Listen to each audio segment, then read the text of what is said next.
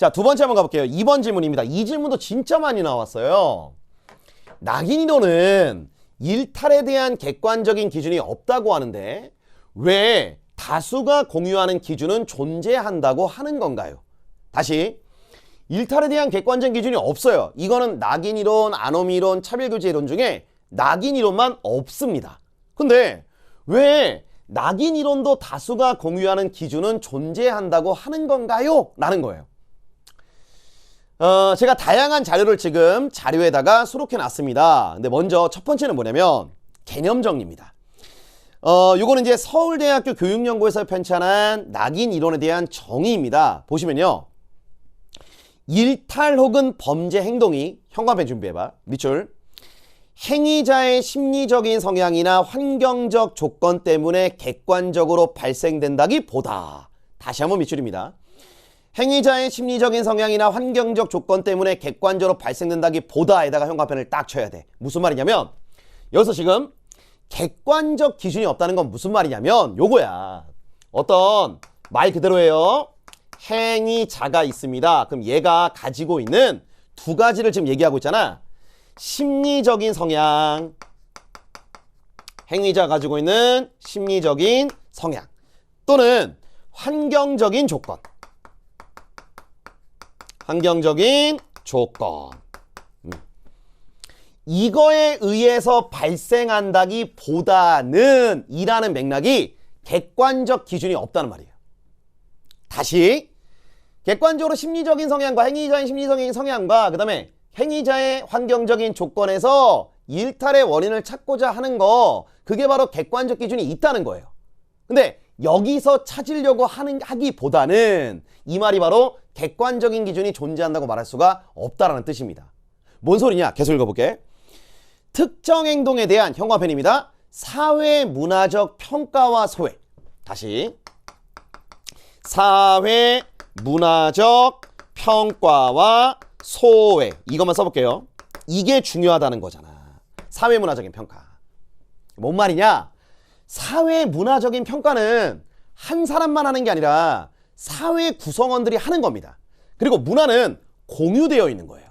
선생님, 공유가 왜 나와요? 낙인이론은 상상론인데, 얘들아, 상상론 배우다 보면 뭐 나오죠? 의미 공유라는 게 나와요. 의미 공유라는 게 나온다고. 사람들끼리 특정한 상황에서의 해석 또는 의미에 대한 이해가 공유되었을 때 요딴 얘기가 계속 나오잖아.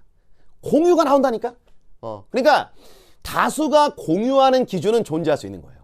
자, 정리합니다. 일단 교과적으로 객관적인 기준이 없다는 것은 행위자의 심리적인 성향과 행위자의 환경적인 조건에서 객관적인 어떤 원인을 도출하려고 하는 것이 아니다. 그러려기보다는 사회 문화적인 평가, 사람들의 의미 부여, 사람들의 해석, 그것이 어떻게 공유되는지를 확인해 보겠다. 그게 낙인이론의 주안점이라는 겁니다. 그러니까 선생님 좀 어려운데요? 세 번째 줄에 보시면 이렇게 나옵니다. 일탈의 개념이 한 사회의 문화적 구성물이다. 그리고 일탈 행동을 규정하는 사회적 과정 자체를 문제시한다. 그러니까 문화는 공유된 거야. 다수가 공유하는 거야. 그치? 자, 그래서 밑에 보면 낙인이론의 특징에 대한 사회학과 범죄학의 설명입니다. 원래 낙인이론이라는 것이 사회학 이론이기도 하지만 범죄학 이론이기도 하거든. 그래서 보시면은 베커, 이 낙인이론과 관련해서 가장 유명한 학자가 바로 베커입니다. 이 베커가 뭐라고 하냐면 사회 집단은 나오잖아. 사회 집단은. 다시요. 사회 집단은. 그렇잖아. 그것을 위반하면 일탈이 되도록 규칙을 만들고 그 규칙들을 특정한 사람들에게 적용해서 아웃사이더로 낙인 찍음으로써 일탈을 만들어낸다고. 즉, 다수가 공유하는 기준은 존재하는 겁니다. 대신에 객관적 기준이 없다는 것은 여기서 찾으려고 하지 않는다는 거예요. 볼게요. 이러한 관점에서 보면 일탈은 행위의 성질이 아니야. 이런 게 아니야. 이런 게 아니라 타인들이 위반자에 대해서 대하여 규칙과 제재를 적용한 결과입니다. 그러면서 낙인 찍히는 과정, 그리고 부정적인 자아 정체성을 형성해 나가는 과정, 이거에 초점을 맞춘다는 거죠. 밑에 나오는 분들은 뭐 몰라도 됩니다. 근데 보면은 이렇게 나오잖아. 낙인이론은 일탈 행동이 왜 일어나는가라는 물음보다 일탈 행동은 어떻게 규정되어지는가에 주목한 이론이라고 볼 수 있습니다. 무슨 말이냐면, 자, 행위자의 심리적인 성향이나 행위자의 환경적인 조건 또는 행위 자체 여기서 찾기보다는 알겠지? 여기서 찾기보다는 계속 일탈 행동은 어떻게 규정되어지는가? 그럼 규정하는 건 누구야? 이들이에요. 이들입니다. 계속 낙인이론에 의하면 일탈이라는 것은 어떤 행위에 내재된 객관적 특성이 아니라 또 나오죠. 사회 문화적 평가에 의해서 부여되는 것이다. 이렇게 나오는 겁니다. 그래서 이게 작년에 2021 수능 특강에 해설지에 이런 내용이 있었습니다. 이 자료는 꼭 기억하시는 게 좋을 것 같아요. 세 번째 자료입니다. 28페이지. 수능 특강 해설지 28페이지. 자, 같이 읽어볼게. 낙인이론은 일탈 행동이 사람들의 주관적인 의미 부여에 의해서 규정된다고 보는데, 그리고 이 의미는 모유될 수 있다고 공유되는 거야. 그렇다고 해서 사회 구성원 다수가 공유하는 일탈 행동의 기준을 부정하는 것은 아니다. 이건 존재한다. 알겠죠? 낙인호에 따르면 사람들이 오랜 기간 반복적으로 상호작용을 하다 보면 어떤 행동이 바람직하지 않은 행동이라는 나오잖아. 의미의 공유가 이루어질 수 있다. 의미의 공유가 이루어질 수 있다. 그래서 사회 구성원 다수가 공유하는 일탈 행동의 기준이 형성될 수 있다라는 겁니다. 아시겠죠? 됐죠? 그거는 이런 거지 뭐. 상징적 상호작용에 기반하고 있는 낙인이론은요, 기본적으로 사람들이 상징을 통해서 상호작용을 하면서 주관적인 해석을 해. 근데 시간이 지나다 보면 그 주관적인 해석과 의미 이해가 모유될 수 있다고, 공유될 수 있다고요.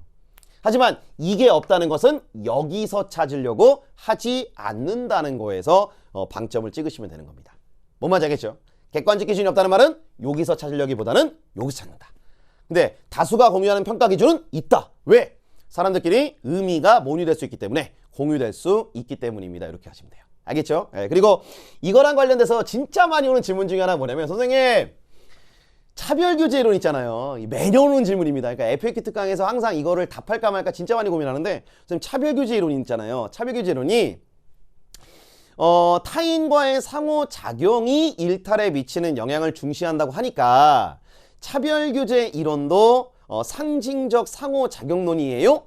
그러니까 차별규제 이론이 거시적 관점이 아니라는 걸 알겠는데, 차별규제 이론이 상징적 상호작용론이에요? 라는 질문 되게 많습니다. 그거는 안 나와요. 안 나옵니다. 진짜. 부탁합니다.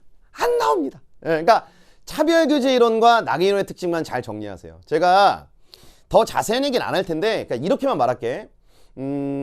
결국은 뭐 사회학자들도 되게 많고, 뭐 차별규제 이론, 낙인이론, 상징적 상호작용론, 굉장히 사회학 이론에 있어서도 이 역사가 거의 뭐 길게 보면은 막 1910년대부터, 뭐 짧게 보면은 1930년대부터 쭉 시작이 되면서 뭐 차별규제 이론, 상징적 상호작용론, 낙인이론, 사회학의 역사가 쭉 이루어졌어요. 오케이? 그러면 그 사회학자들의 주장들을 이렇게 분류하는 거 되게 좋아하잖아. 원래 학자들의 주장은 분류하죠.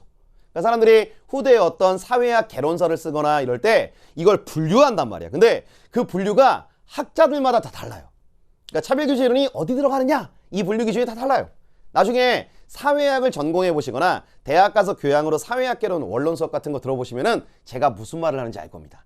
안 나와요. 안 나오니까 차별규제 이론과 낙인이론은 따로 그냥 차별규제 이론의 특징, 낙인이론의 특징 정리하시고, 공통점도 제가 정리해 드렸죠. 그것까지 같이 맞물려서 정리하시면 끝입니다. 아시겠죠? 네.